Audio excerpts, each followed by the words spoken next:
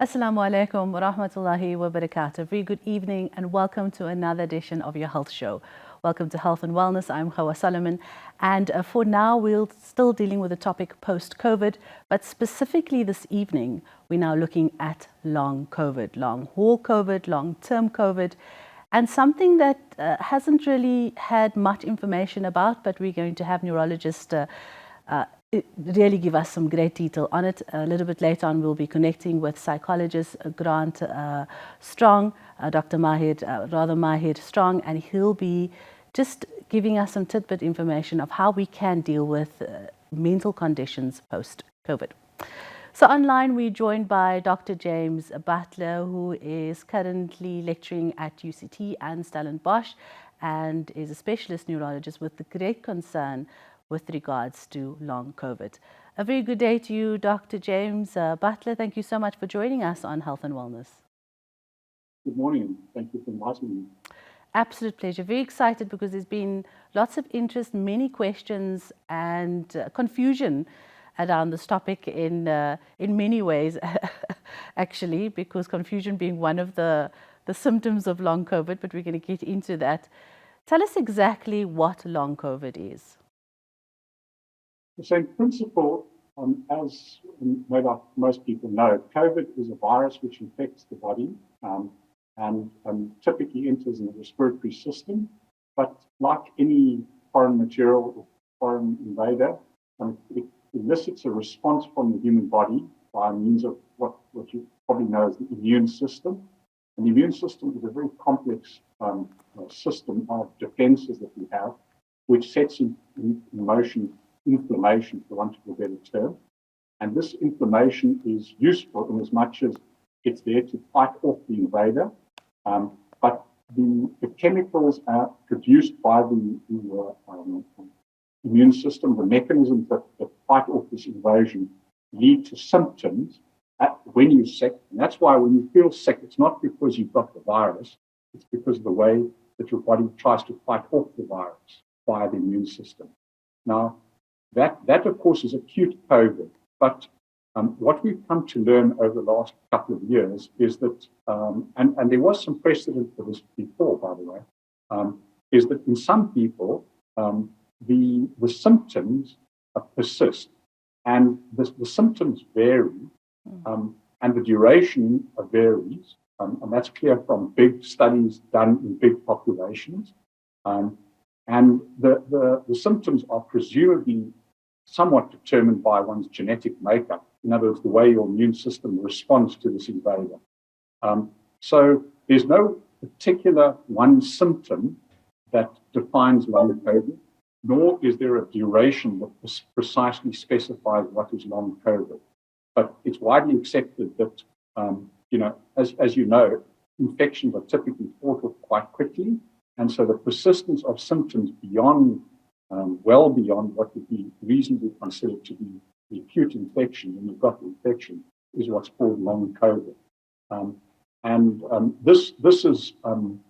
This has become increasingly evident as this pandemic has evolved.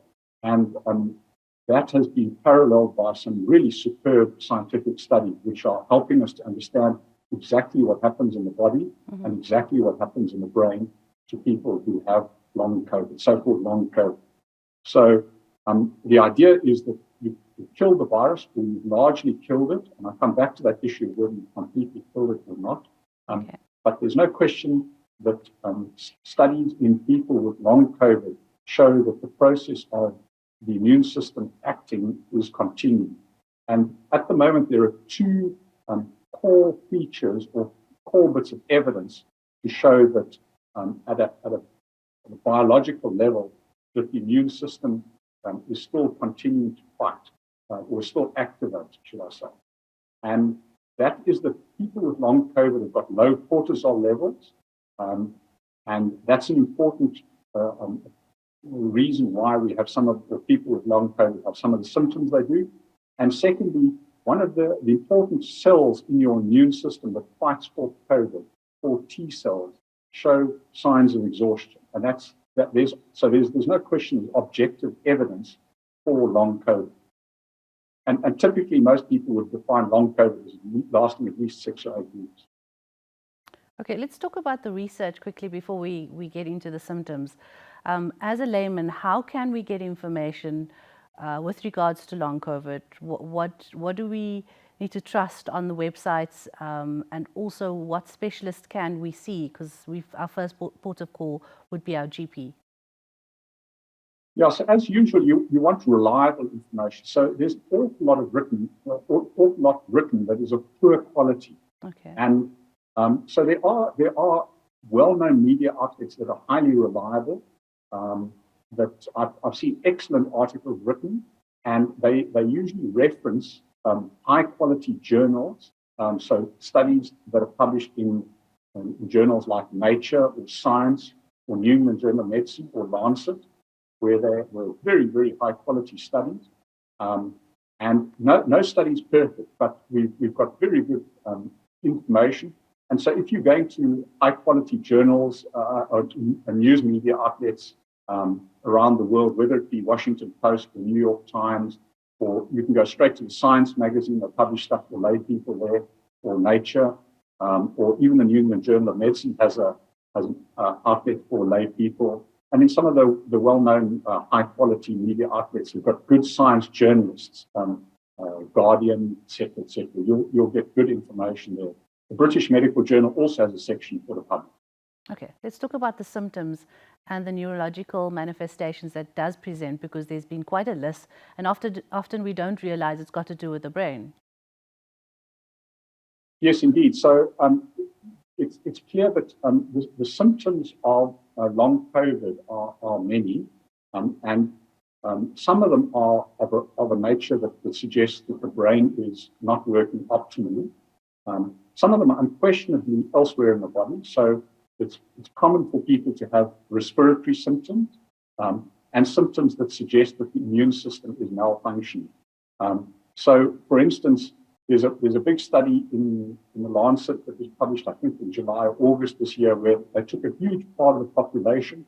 They sent them regular questionnaires, like weekly questionnaires, and they compared them to a huge portion of the population that weren't infected with COVID, and found that the symptoms outside the brain, or that don't implicate the brain, were quite common. So, for instance, chest pain, difficulties with breathing, pain in breathing, painful muscles, taste alterations of taste and smell, feelings of hot and cold, tingling in the arms and the legs, and just feeling generally tired are very common, what are called somatic symptoms. Now, the word somatic misleads people into thinking that maybe this is sort of fake or psychological basis or et cetera, et cetera. That's not the case. This clearly has a biological basis, and the more severe the initial COVID disease, the more likely you are to have it. But even people with mild COVID and people of a younger age can get long COVID. That's very clear. And in this particular study that I alluded to in Lancet, about 1 in 8 people that they followed longitudinally had so-called long COVID. So that's just general symptoms, and there are many others in the body. But in the brain, the most common ones that people complain of are firstly this brain fog, is the term that patients often use, and colleagues who've had it often use the term, and then various cognitive complaints, which are concentration and memory that come to mind. Those are common. And then, of course, the taste and the smell is something that is neurological. Okay. And I should maybe just at this point go back to what happens when people get infected for the first time with COVID, with the coronavirus 19. And that is that a substantial percentage of people get a loss of smell or an alteration of taste or both. And in some people, this persists. And you might think that this is some mystery, but what we've known from early on in the pandemic is that brain studies, brain scans have shown that in the part of the brain that we use to smell, which is called olfactory cortex. So olfaction means to smell. And in the part of the brain, which is very well defined where smell takes place, that part of the brain shows signs of inflammation, and there are loss of cells there, supporting cells called sustentacular cells, and this eventually translates into, in some people, persistent changes in smell or taste. And there's a fantastic study that's been published from the UK, which is called a biobank study, where what they've done is taken images of patients' brains and they've followed them over time, and they've looked at people who've got long COVID and those people who don't. And what's clear overall is that the overall people with long COVID have got brain atrophy, so that the overall volume of the brain shrinks slightly compared to people who don't get the long COVID. Okay. And they can show this over time that this happens and compare it to other people who don't have COVID. And interestingly, the particular parts of the brain that shrink a bit are, again, not surprisingly, the area that's responsible for smell and its connections, which are in the limbic system. And the limbic system is important in terms of mood and memory. Okay. And so you can see why people, in other words, what I'm trying to say to you is there's a biological basis for these symptoms that patients complain of. Loss of smell, alterations of taste, memory, concentration, those sorts of systems in the brain. This is this is very interesting and deep. That much is clear. And if you take there's another fantastic study which looked longitudinally at people and showed that early on mood symptoms were quite common, but that these resolved after a couple of months. But what was clearly increased in people who had who had COVID compared to people who hadn't had COVID is that there are higher rates of cognitive difficulties that continue. In other words, problems with concentration and memory and things like that. And secondly, that there are higher rates, particularly amongst the elderly, of dementia. And there are higher rates of psychosis. And psychosis is, again, not made up or sort of emotional or brought on kind of symptom. It's a real biological process that happens in the brain. And then the higher rates of epilepsy and seizures in people who had COVID, as opposed to those long after the COVID, the acute infection as well. Some very interesting manifestations neurologically, Dr. James. I hope we can continue this conversation. It does sound like a medical lesson, so I'm trying to wrap my brain and probably many of our viewers as well. We've just gotten through half of the questions that I wanted to pose to you, but we need to take a short break, and when we get back, we talk more on long COVID with neurologist Dr. James Butler, more just after this. Stay with us. Welcome back. A very good evening. Assalamu alaikum. This is your Health and Wellness Show. I'm Hawa Solomon. Please do note you can interact with us via our various social pages as well as our website. And if you have any comments, questions or queries on today's show with regards to long COVID or post-COVID, because that's what we'll be dealing with for the next couple of shows, do stay tuned to our next show, inshallah. We'll be dealing with female reproductive issues and common female discussed problems as well. That's in our next Health and Wellness show. But for now, let's continue our conversation with Dr. James Butler. He's a specialist neurologist at Mediclinic out in the southern suburbs, as well as an honorary part-time consultant for the Department of Neurology at UCT and lectures at the Stellenbosch University here within the Western Cape. Welcome back, Dr. James. We were chatting about some of the neurological manifestations and symptoms that does present, and often people don't recognize them because you just can't see it. How do you explain brain fog? How do you explain being overtired?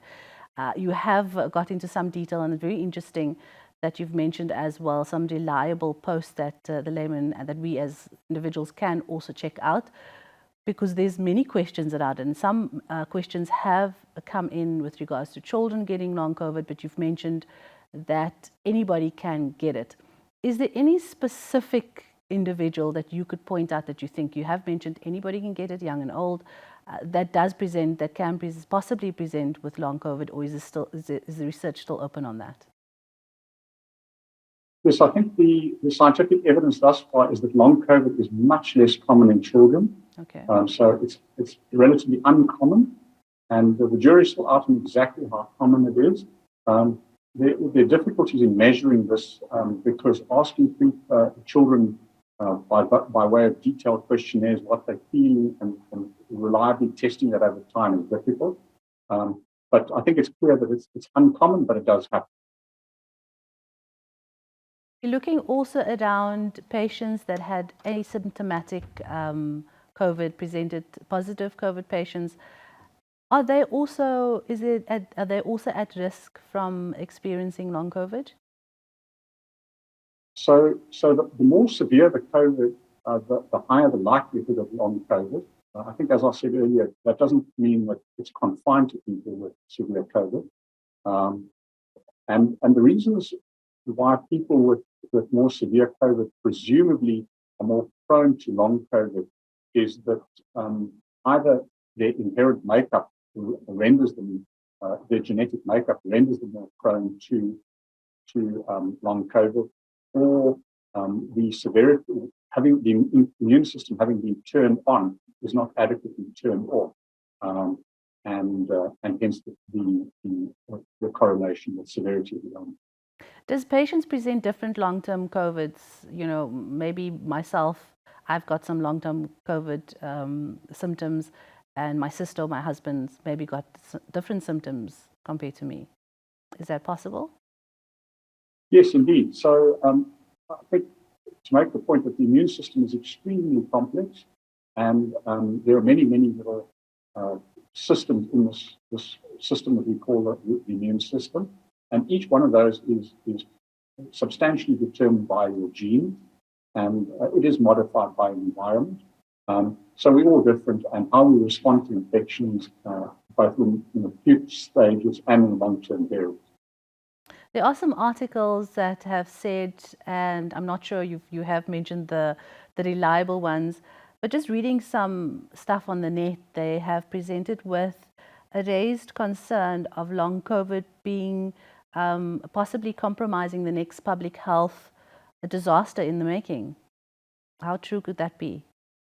Well, I think there's little doubt that the long COVID is going to add to the burden of healthcare systems around the world, both with the symptoms that I've mentioned. There's also good evidence, for instance, in the 2 years after COVID, that in an age-related manner, there are higher rates of cardiovascular disease. In other words, higher rates of heart attacks, strokes, angina, those kinds of problems in the blood vessels in the brain and the body. So, this and the symptoms that I've mentioned and the diseases that I've mentioned, dementias, seizures, psychosis, those add to the burdens of already constrained healthcare systems around the world. So the answer unquestionably is, and it's going to continue to do that for who knows how long. Okay. Let's deal with some of the questions that is coming from our viewers. One has said, it's more than a year and I still have bursts of smell disorientation. Sometimes I smell cigarettes burning. That isn't there. What's going on there, Doc? Well, I think just to say, if they're very short little bursts of strange smells, then of cigarettes, and they're lasting seconds or a minute or so, then one's just got to think about the possibility that they're little seizures, because that's how seizures can present. Just the same little smell every single time, and of short duration. But disturbances of smell, which are in response to stimuli from the environment, you smell something, but it ends up smelling very strange. That's a common long COVID symptom, one of the more common ones. And how long that will persist is as yet unclear, because, as you know, the pandemic only started in about March around the world, in about March 2020. So we're 2.5 years into the start of that. So how long symptoms will persist and how many people will, let's say, have symptoms after 3 years, etc., is unclear. Okay, so I've also read that the WHO mentioned that neurological symptoms are actually a core aspect within COVID-19. Is that true? And how can Yes, you indeed. explain that? Yeah. So the immune system has effects on the brain, and the inflammation has its effects on the brain, and that's why people commonly have various neurological symptoms. And just to say that even symptoms like fatigue, and fatigue is something that happens in the brain, although it's mediated by chemicals throughout the body. Fatigue is something that is actually felt and perceived and happens in the brain. So that and many of the other symptoms are neurological in that sense. Okay, so when patients or individuals are presented with symptoms of long-term COVID, sorry, I can't recall, did we run through the symptoms? I mentioned some of Yes. the symptoms, the core symptoms Yes. that earlier. Okay. But you'll see if you go to reliable websites like Mayo Clinic or Cleveland or NHS or whatever, and all of them have got good reliable websites that provide good data in terms of what we know and what we don't know. And they give you the lists of some of the symptoms that are thought to be due to long COVID.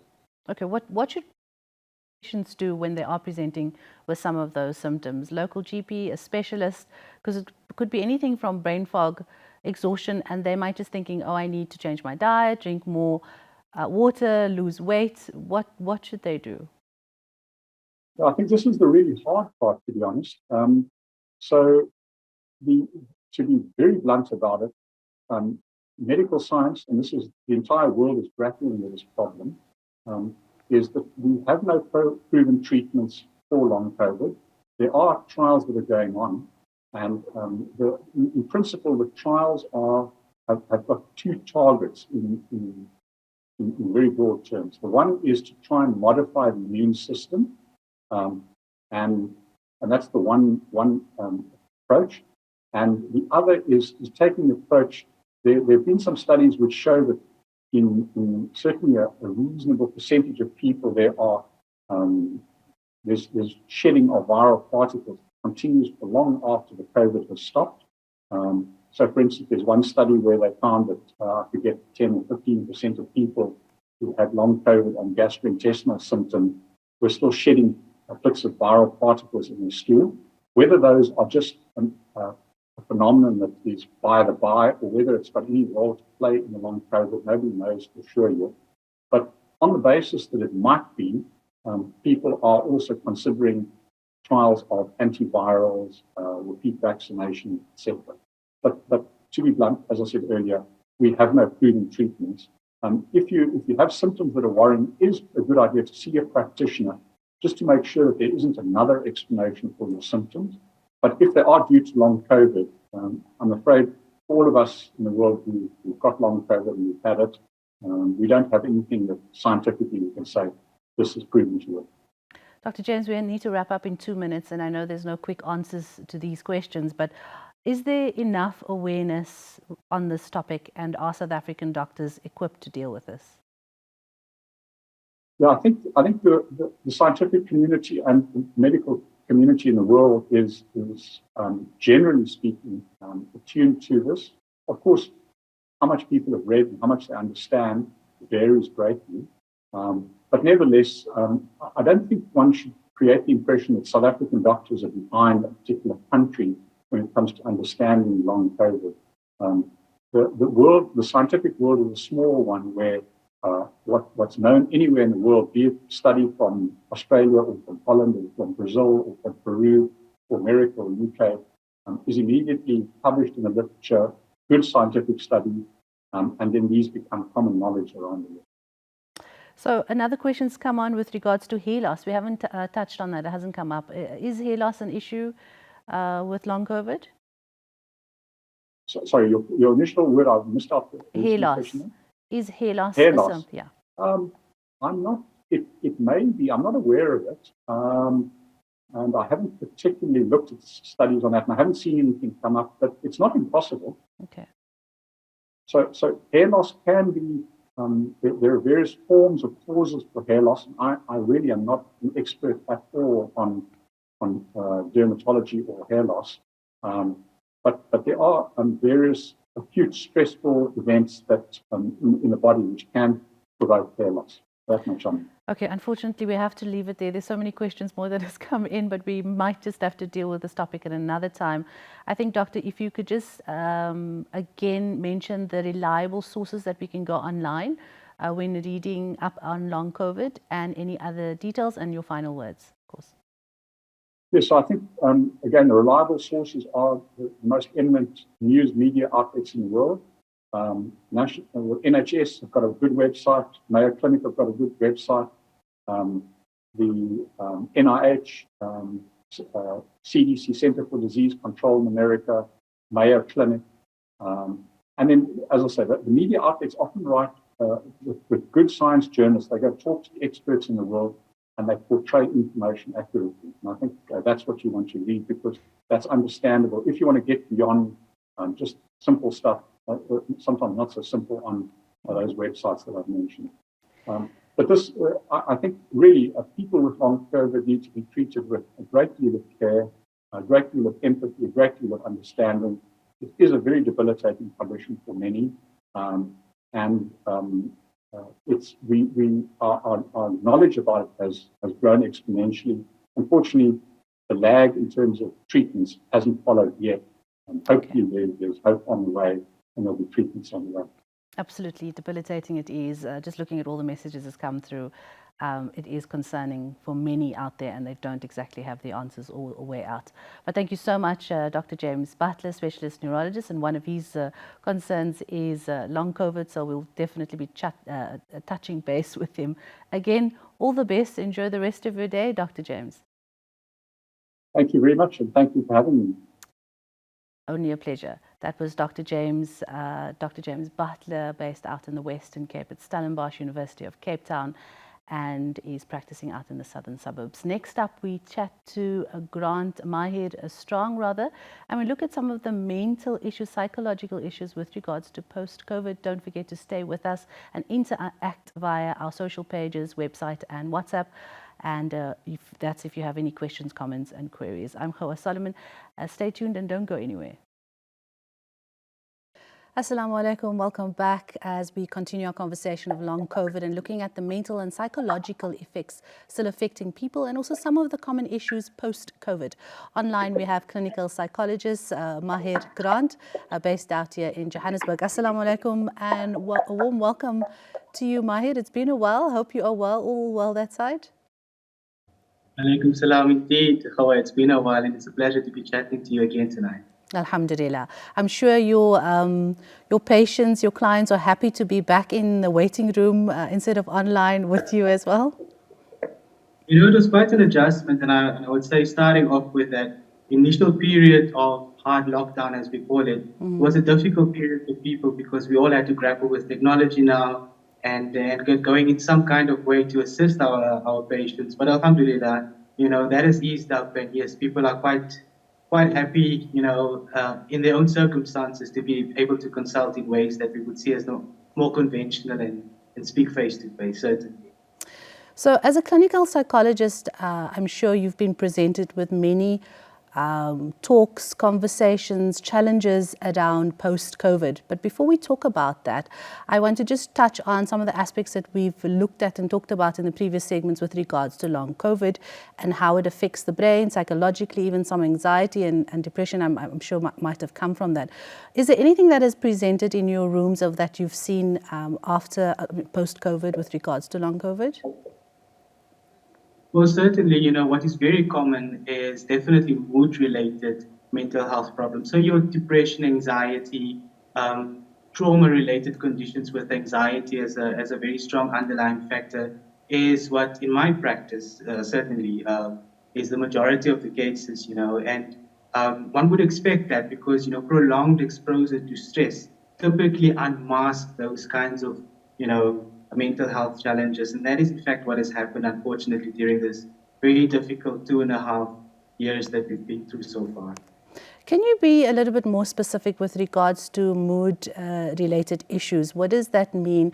And would you say that it is presented long after COVID? Are people still suffering? And how long would you, or even how long it can present for?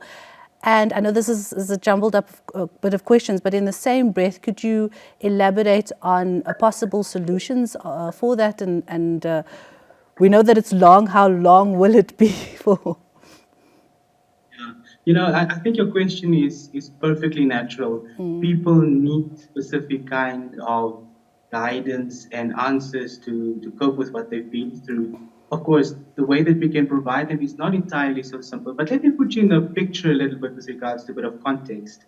Just prior to the advent of the COVID-19 pandemic and hard lockdown, I attended a work mental health related conference. And it was presented to us there that South Africa is in a state of crisis when it comes to depression and anxiety and bipolar to a lesser extent as well as mental health related conditions.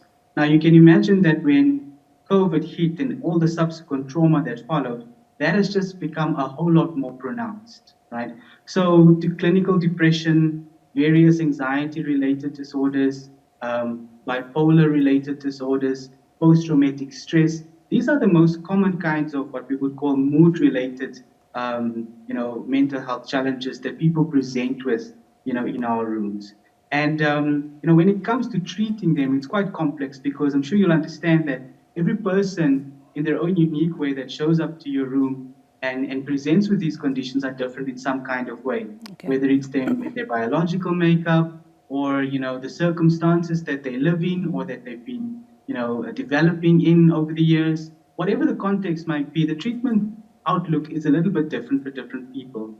But anecdotally, because you're asking me what I see in my rooms, the outlook is quite bleak because people seem to bounce back from depressive episodes or episodes of anxiety, a lot slower these days. So it's a lot more prolonged. People struggle because what you can understand from a pandemic point of view is that the stressors out there in the environment that would trigger or bring about these episodes of mental health related challenges are now a lot more and a lot more severe, and they are a lot more enduring. And I'm referring to things now such as, for instance, the economy, this disruption that has happened in workplaces, people's domestic lives are no longer quite the same or have been affected to some degree at least. Schools have been disrupted quite a fair bit. So bouncing back from all of those stressors seems to be a lot more challenging because of the environmental factors that persist. I mean, then you also look at things, for instance, such as people's openness and willingness for holistic treatment. Yeah. It's quite typical that in certain communities, for instance, people would prefer to have psychotherapy and talk about their problems and get treatment in that regard, and be quite closed up with things such as medication or pharmacological interventions that might help. In other situations, it's the reverse, But the research has always been very, very clear when it comes to treating anxiety, depression, and even post-traumatic stress, that a holistic approach, a multidisciplinary approach, has the best outcomes.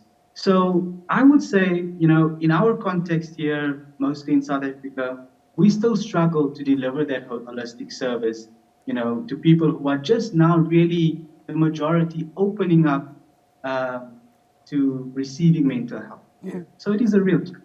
I want to touch on that holistic approach, and often it's thrown around so loosely. Let us quickly understand in the psychotherapy field and what you are referring to, holistic. Are you talking about alternate healing? Are you talking about just psychotherapy, a combination of medicine and psychotherapy? Let's elaborate quickly on that. So the most basic way to speak about this is the biopsychosocial model. Mm-hmm. So yes, you have to address obviously the biological components that drive and maintain people's struggles with certain kinds of mental health problems. There is the psychological factors which pertains to their own attachment histories and the way that they were raised and brought up. And of course, what's happening in the social environment. So it would make sense that to be really effective, one would engage all of those systems as well. And of course, not leaving out the spiritual side of things, because that has been shown over the years too. There's quite a lot of research showing and backing up that, people who are also more spiritually inclined and leverage support in that domain, are also a lot more successful over the long term in overcoming their various challenges with regards to mental health. I'm so glad you brought that in, because faith during COVID, the pandemic, the various eases of the stages, with people that understood and had some sort of faith, whether it was universal or religious, they had a ability to kind of center themselves and understand what was going on. And with youngsters being all over the show, just using them as an example, it was hard for them to stay in control with what, or even to understand what was happening. So alhamdulillah, I'm glad that you pointed that out. I want to touch on early intervention. What does that mean? What does that mean in this situation with long COVID or post-COVID conditions, mental health? So I think a lot of my colleagues in the field would agree with me that offhand, when the majority of our clients, pick up a phone or make an appointment with us, and by the time that they're sitting in our rooms, their problems are already quite advanced. It might be that they've been, suffering at various levels, with at least some kind of mild or moderate, sometimes even severe kind of mental health challenges, whether it be anxiety, whether it be depression, trauma, or a combination of these. And that stems, I believe, from the huge amount of stigma that still exists in our society with regards to accessing mental health care. Yeah. COVID times were very interesting, however, because we saw a big change. Now, you may say, well, the need and the necessity was so overwhelming that the clients that ended up sitting in front of you are not the typical clients that would conventionally consult. Okay. And we understand that there's an overwhelming need that has brought people there. But essentially what we're talking about when it comes to early intervention is not waiting for the problem to become too severe, too complicated, too connected with other comorbidities, which become a real challenge to treat. I'll give you a very typical example. By the time somebody presents with you with a problem with addiction, for instance, and they say, please help me, it's been X amount of years that I've been, sort of addicted to a substance. By that time, underlying that substance, there is already a depression. There is already a diagnosable anxiety disorder that stems from some kind of trauma. And this is years in the making, and people usually present, this is quite anecdotal, but I'll speak out of my experience, between, the 30s and 40s, to get help. And you think, why this particular age group? Well, you're married now, you're a certain level in your career, you've got children, things become overwhelming. And then when you try and seek help, of course, it's not too late, but people do leave it quite late. And it becomes a real problem because we'll also live in a society that's pressed for time, that rewards instant gratification. And we do want to know how many sessions before, my depression or my anxiety starts to subside. Yeah, and very unfortunately, when people present at that stage, it becomes quite a long process towards recovery. So I think off the cuff, just say, make yourselves comfortable, enjoy the ride. Okay, so this is quite as overwhelming issue for some people. As you said, most of them hadn't even reacted to knowing what depression or anxiety or being stressed out. We were confined to our homes. There were various situations within the period of the pandemic, and I think up until a month ago, I know of a family that only started shopping. Literally, we're still shopping online. We're still having things delivered. Didn't go out to the mall. Like a little nuclear family. And I said, are you serious? I mean, the stages were eased. We were allowed to go shopping. Why didn't you do that? They still had this fear of COVID. So let's talk about those people and understand what post-COVID is all about for them. It's a very interesting thing that you mentioned. And of course, it actually reminds me of when, the conversation about the vaccine were quite topical. And you sense that people started gravitating towards two groups, predominantly those who are for the vaccine and those who are against it. Look, I think as psychologists, we make observations and we try and understand human behavior without attaching any judgment or sort of condemnation to people, but merely to try and help. Yes, this pandemic and the level of anxiety that it brought on impacted people very differently.